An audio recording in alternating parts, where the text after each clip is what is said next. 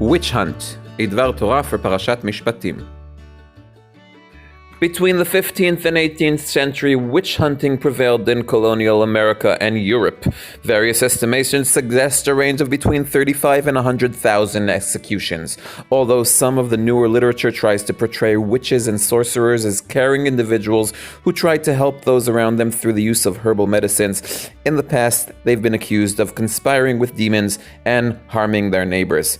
It seems that this belief in witchcraft and witch hunting was a widespread human phenomenon, and it is also addressed in our Parasha. The Torah is not forgiving towards witchcraft. The phrase used to describe punishment for witchcraft, "thou shalt not permit them to live," is far more serious than the equivalent, "put them to death."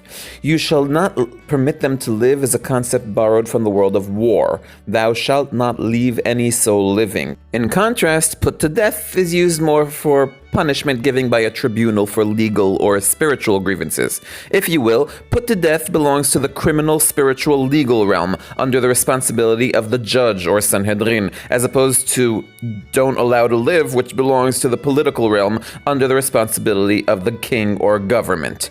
An example of the difference between these areas, according to the Talmud in Masechet Sanhedrin, is the king's ability to execute without witnesses and warning and kill more than one convict a day, something judges are not allowed to do, as proven by the story of the witches killed by Shimon ben Shatach. This is also how Rashbam explains, "Thou shalt not despair of interrogating or in searching for them. Thou shalt not permit them living through laziness. Rather, seek and kill them." And here comes the big question. What is so terrible about witchcraft that earned it the dubious honor of being the only non-war crime in which the phrase "you shall not permit them to live" is used? Let's begin with an attempt to understand, if not magic itself, its context.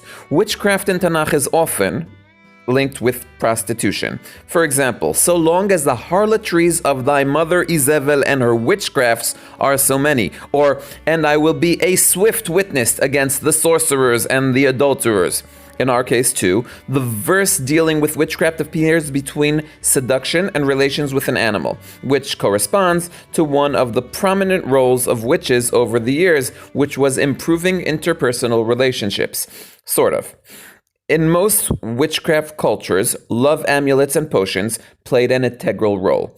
And what's so terrible about love potions? Let me name the two top problems. First, love should be about entering a relationship created by mutual consent. Two individuals seeking to build a life together. Love potions, by definition, seek to force one of those individuals into a relationship against their will. The witch might call it love, but the only real love in such a relationship is self-love. Stealing someone's free will and perhaps even their very humanity cannot be called love.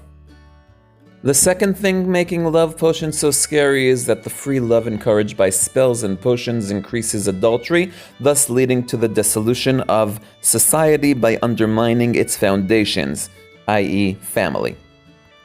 Another subject closely associated with witchcraft is idolatry. Spells essentially turn to various forces of nature instead of turning to the creator. Witches are depicted in fairy tales and history books as harnessing the spirits of trees, using natural elements to extract the powers to reach their means. Beyond adultery, witchcraft plays an idolatry as well. What we just said might explain how serious witchcraft is, but if adultery and idolatry themselves haven't crossed the line between put to death and not permitted to live, then why has witchcraft? Well, it would seem that Rashbam defines witchcraft as a cultural war rather than a sin. According to him, the problem with witches is that they are full of tumult and deceive the foolish. By this, they essentially endanger the entire public order, turning the witch into the enemy of order and hierarchy and an agent of chaos. And if I can add my 2 cents, the witch teaches that there is no need for hard work to attain one's goal. Why work when potions and amulets can make all self-improvement redundant?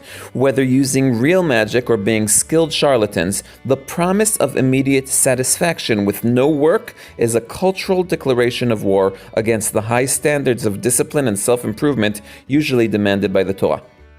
If you too would like to join the war against witchcraft, please subscribe to the channel and pass it on to a friend. Well, sort of. But you can do it anyways. I am Dovi Holtz, one who loves Tanakh.